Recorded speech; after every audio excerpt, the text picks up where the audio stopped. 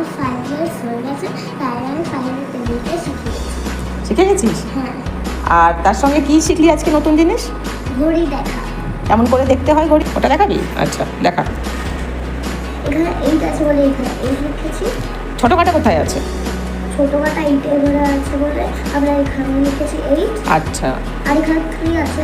বড় কাটা কোনটাতে আছে? বড় কাটা 3 এবারে আছে, তাই এখানে আমরা 15 লিখেছি। কেন লিখেছি? কারণ 5 3 15 হয়, তাই এখানে আমরা 15 লিখি। 8 past 15।